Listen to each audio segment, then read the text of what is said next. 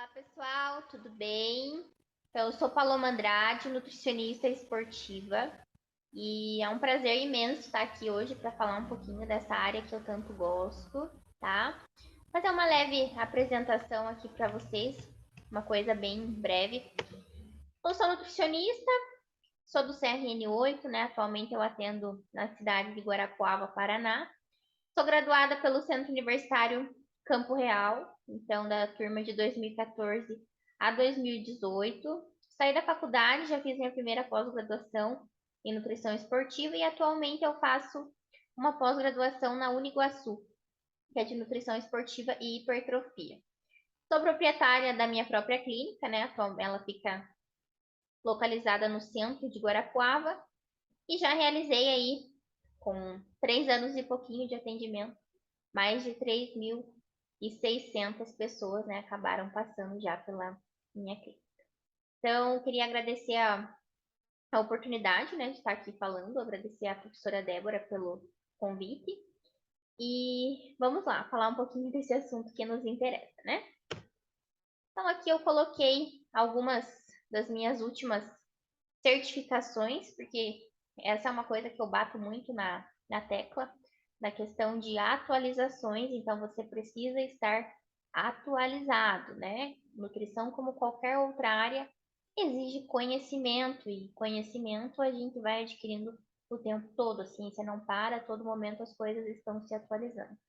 Então, aqui eu coloquei as minhas últimas 3 certificações, que foram feitas ainda nesse ano, né? Então, o Encontro Anabólico, o Arnold Conference, que é o maior evento da parte esportiva, né? De medicina, nutrição, educação física, é o maior evento do mundo. E esse último, Nutrição Eficiente. Então, em todos eles com profissionais referências, né? Dentro da nossa área. Então, Débora me convidou para falar um pouquinho aqui sobre o atendimento, como é a prática clínica, como que é essa vivência. Então, vou trazer para vocês um pouquinho como é o meu dia a dia dentro da nutrição esportiva. Então, comecei aqui em relação à comunicação. Quando nós vamos se comunicar com um paciente que é da área esportiva e um paciente que não é da área esportiva, que não é um atleta, a comunicação é um pouquinho diferente. Por quê? Um atleta, ele já está um pouquinho mais avançado, ele está disposto a, se você mandar bater a cabeça 2 vezes na parede no dia, ele vai bater a cabeça 2 vezes na parede por dia. Já uma pessoa que está buscando apenas qualidade de vida, né? Não está buscando ali uma performance. Dependendo se você é o primeiro nutricionista dela, você requer um pouquinho mais de tempo, um pouquinho mais de paciência e também para que a pessoa consiga se adaptar, né, com esse estilo de vida saudável. Um atleta, a comunicação já é um pouquinho mais fácil, é uma comunicação um pouco mais assertiva, porque ele está determinado a fazer o que for preciso para conseguir, né, se ele for um atleta que compete, enfim, que precisa vencer alguma modalidade para que ele consiga chegar lá sendo o vencedor. Então aqui eu gosto muito do acompanhamento com fotos. Por quê? As pessoas geralmente levam muito em consideração a balança. Nós que somos nutricionistas, estudantes de nutrição, a gente sabe que as coisas não são bem assim. A balança não significa muita coisa, praticamente nada, né? A menos que precise bater peso para alguma modalidade. Mas as pessoas tendem a se esquecer como elas são, principalmente na área esportiva, que é onde a pessoa procura uma melhora muitas vezes incessante. É muito legal você ter esse acompanhamento com fotos, para que através dele você consiga ali todos os meses, né, colocar em algum banco de dados e a cada consulta você mostrar para o seu paciente como está sendo a evolução dele. E através dessas fotos também você consegue ali observar quais são os pontos que precisam ser trabalhados, como por exemplo na nutrição esportiva, na prática de bodybuilder ou na prática de musculação só, ou um crossfit, uma competição, alguma coisa mais básica. Você precisa muitas vezes falar, olha, o teu posterior de coxa está muito bem trabalhado, mas o teu glúteo está desproporcional. Então, no acompanhamento com fotos, você consegue ter uma visão melhor sobre isso. Você consegue analisar e, através disso, fazer com que o teu paciente também visualize. Então, acho muito interessante, né, você manter aí esse padrão com as fotos. Entra aí uma questão, sinceridade e uma relação honesta. Então, embora às vezes o paciente ele já está há algum tempo praticando algum exercício físico, ou ele está iniciando agora, indiferente, você tem que ser honesto, explicar que as coisas não acontecem de forma tão rápida. Não é da noite para o dia. Seria perfeito se fosse tão rápido, mas não é.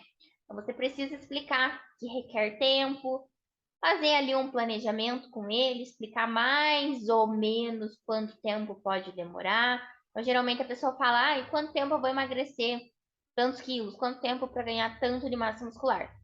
Não sabemos. Então, a gente precisa fazer um acompanhamento. Nós temos alguma estimativa de acordo aí com tabelas, né? A gente tem algumas tabelas de referência de ganho de massa muscular por mês, né? A tabela de Lyle, por exemplo. Mas isso não garante que será exatamente daquela forma. Cada pessoa funciona de um jeito, então a gente precisa aí ter essa sinceridade e essa boa relação com o nosso paciente. Outro ponto, não demorar na entrega do plano alimentar. Por quê? O paciente, principalmente na área esportiva, ele quer começar o quanto antes. Então, às vezes ele tem algum campeonato, ele precisa focar ali no treino, ter um pouquinho mais de força, trocou o treinamento ou não, dependendo da modalidade que ele pratica. Então, você tem que ser o mais rápido possível para entregar o plano. Coisa que geralmente, pelo menos na faculdade onde eu fiz a minha graduação, né, na época em que eu fiz a minha graduação, ela funcionava da seguinte forma nos estágios, por exemplo. Nós aprendemos a fez a consulta, leva o plano para casa, o paciente volta do consultório para pegar o planejamento alimentar depois de 15 dias. Caramba, passaram meio mês. Então, nesse meio mês, muita coisa pode acontecer. Como que eu faço no meu consultório? Atendi o paciente, eu peço prazo de 48 horas. Por quê?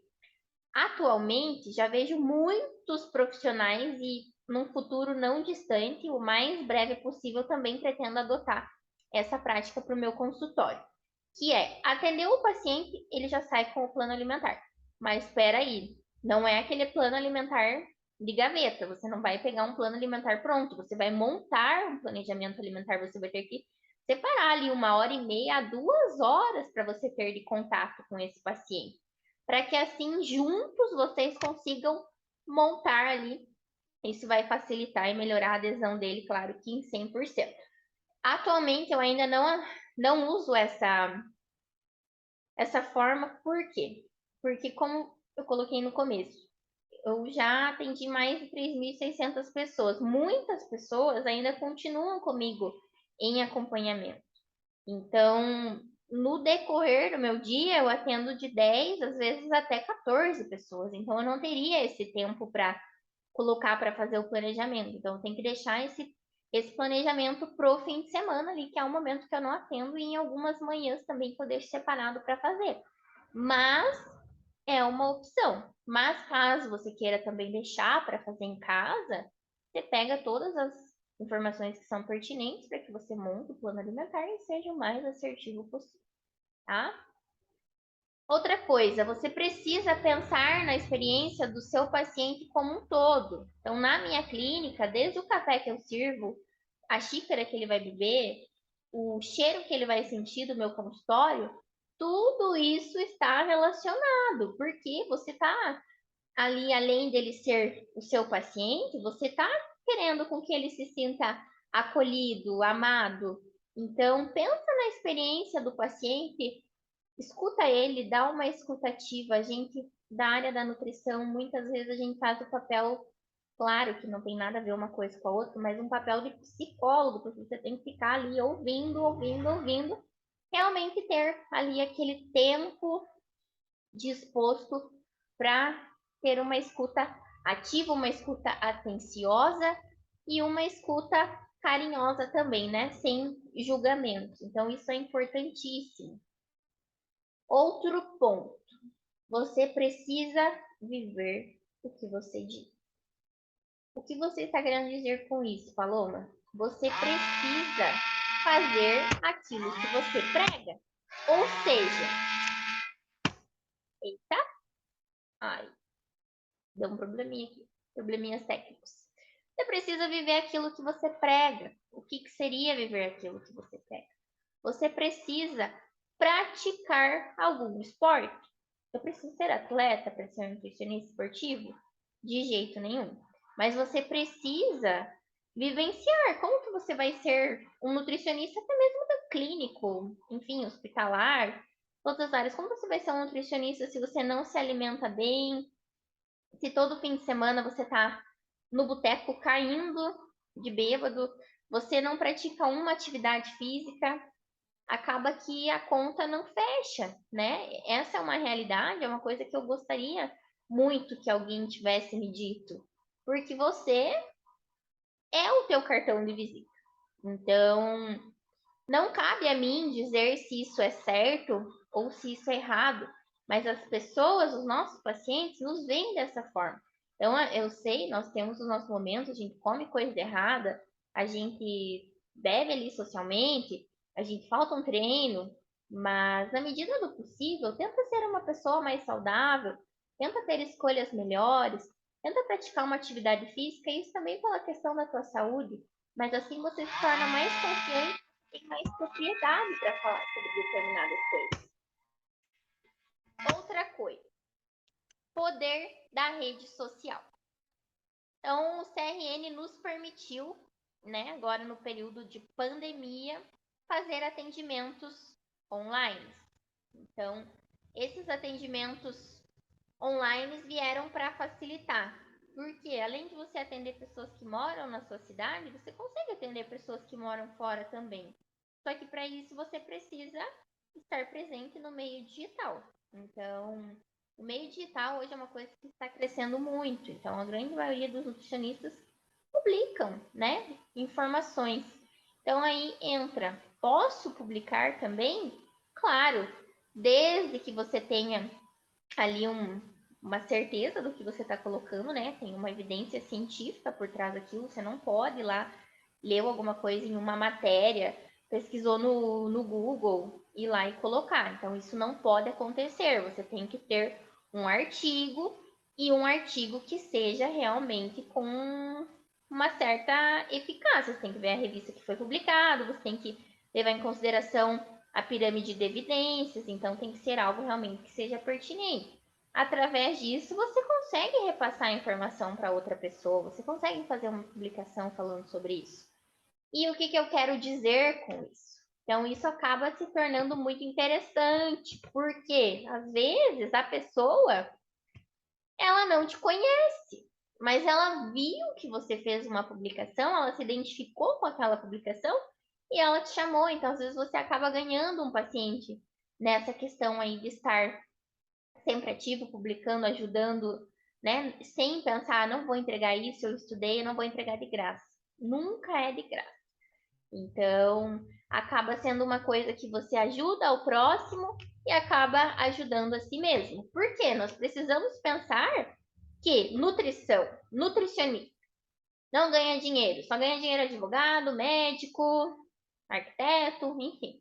Não, a nutrição também é uma profissão onde você pode ser bem remunerado, desde que você saiba o que você está fazendo e não tenha medo, né, de agir. Aí, outra parte da questão do atendimento, autenticidade. A autenticidade é algo importantíssimo. O que mais eu vejo são profissionais copiando outros profissionais.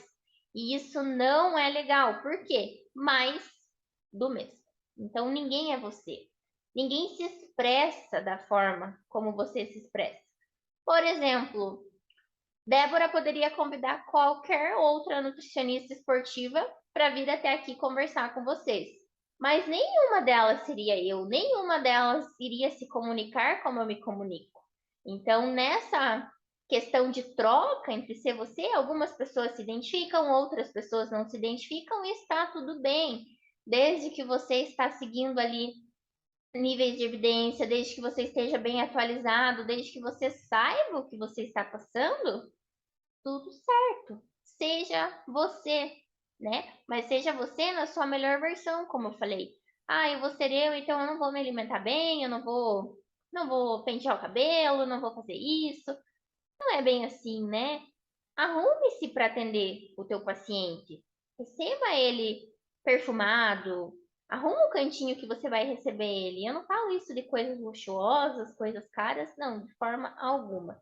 Seja autêntico, seja você, coloque as coisas do jeito que você gosta, né? Então isso vai fazer total diferença. Aí eu trouxe aqui o meu dia a dia de consultório. Então, quais são os métodos que eu utilizo hoje na minha clínica? Avaliação antropométrica, né? Antropometria. Então, o que que eu uso na antropometria? Antipômetro e a fitinha, né? Para fazer ali as circunferências. Antipômetro, excelente. Vários estudos mostrando aí a eficácia dele. É um método rápido, barato, dá um pouquinho de dor, dá, porque você tem que fazer um movimento de pinça, né? Para pegar a gordura. Tem vários cursos que você consegue comprar hoje para que você consiga fazer uma avaliação antropométrica de qualidade, né? Porque você também precisa de técnica para ser um bom avaliador. Então, só elogios. Eu adoro o adipômetro. Utilizei desde o início, né? Quando eu comecei a atender, até hoje. E o Body Metrics. Então, o Body Metrics eu até comprei esse ano. Eu adquiri ele em um dos congressos que eu fui, já namorava ele há um tempo. Então, ele é um ultrassom que emite um sinal sonoro, onde ele consegue captar ali a gordura corporal, a água e a musculatura. Aqui eu trouxe um exemplo de uma avaliação com um adipômetro e circunferências. Então, aqui nós temos 5 consultas. Não foram apenas 5 consultas para que o paciente obtesse esse resultado ali, percentual de gordura, de 30,4 para 7,6. Eu coloquei somente essas para que não ficasse muito cheio de números e muita informação difícil de visualizar.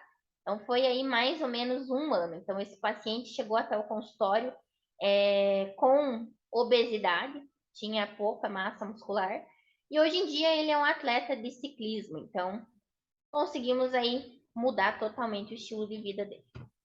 E aqui eu trouxe para vocês observarem também um modelo do Body Metrics. Então ali a gente consegue observar ali na primeira fáscia, acima, né, os numerozinhos, camada de gordura subcutânea, né, gordura abaixo da pele. E aí a gente consegue visualizar também parte, dependendo, né, da região que a gente faz, se for uma região abdominal, por exemplo, a gente consegue observar se tem gordura visceral, que é a gordura entre as vísceras, uma gordura mais interna. Aí nesse exemplo a gente consegue ver que é um peito, né? Então a gente consegue ver aí uma parte muscular e a gente consegue ver em centímetros o comparativo, então isso acaba se tornando bem interessante, assim como as fotos, para você mostrar para o seu paciente o músculo se desenvolvendo. E do lado daí tem o relatório, né? Então ele também apresenta a parte da água, um pouquinho mais completo, né? Que o adipômetro acaba não apresentando, somente as bioimpedâncias. O que eu acho que atualmente não vale tanto a pena você investir numa bioimpedância, porque ela é cara, né? O ultrassom ele não tem um preço tão acessível quanto o adipômetro, mas ele é mais acessível do que algumas bioimpedâncias. E ela requer todo um preparo, né? Tanto tempo sem atividade física, tanto tempo em jejum, tanto tempo sem água, enfim, coisas que na prática clínica, no dia a dia, não funciona. Esquece, o paciente gosta de praticidade. Então, se você mandar para ele lá, faça tal coisa antes da consulta, provavelmente ele vai se esquecer. Aí aqui eu coloquei algumas prescrições nutricionais. Então, a parte, né, das prescrições, eu sempre tento trabalhar com alimentos que estão dentro da realidade do meu paciente, que não adianta nada você fazer ali uma prescrição que está totalmente fora do orçamento dele, então não tem como, o paciente não vai mais voltar. Atualizações em suplementação, análise de exames e manipulação. Então, também aí na parte esportiva, né, na nutrição esportiva, você não necessariamente precisa passar suplementos. Então, se o paciente não tem a necessidade de uma suplementação, você não precisa passar. Tem muitos suplementos que é inútil. Você vai fazer o seu paciente gastar dinheiro, uma coisa desnecessária. Parte de manipulação também, que nós mais vemos hoje em dia, são profissionais, né? Mais charlatães, que acabam o quê? Fechando parceria com farmácia, fechou a parceria com a farmácia de manipulação, o que acontece? O paciente vai na consulta, passa uma folha desse tamanho aqui, cheia de manipulado, que o paciente nem precisa ou que ele nem sabe para que funciona, a fim do quê? De receber uma porcentagem da farmácia depois. Então, sempre tenta se colocar no lugar do próximo. Você gostaria que fizesse isso com você? Gostaria que fizesse isso com alguém da tua família? Então, isso daí entra por uma parte mais de caráter, né? Então, mas é importante ressaltar. Quanto às prescrições, indico sempre livros, congressos, palestras com profissionais que são referências. Por quê? Através disso que você vai estar sempre atualizado no que tem de mais novo no mercado. Acompanhamento. Como funcionam os meus acompanhamentos? Então, eu faço a análise clínica de cada caso, né? E a partir disso, eu defino as metas. Analisei o caso do meu paciente, defino o que nós vamos trabalhar, explico para ele que tudo é questão de tempo, tá? Pessoas perguntam sempre, Nutri, quanto tempo vai demorar? Eu não sei. Então, não tem como você falar isso para o paciente.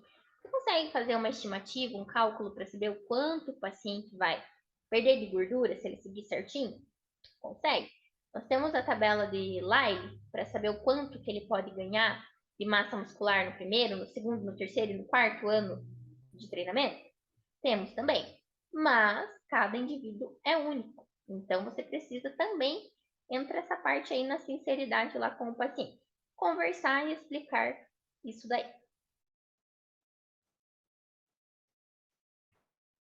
Aqui eu trouxe um caso, dois casos, né?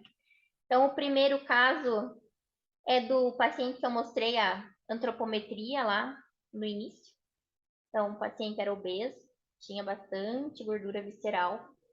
Aparentemente, aí a gente olha, jamais diria que se tornaria um atleta, né? Hoje ele pratica ciclismo, como eu falei.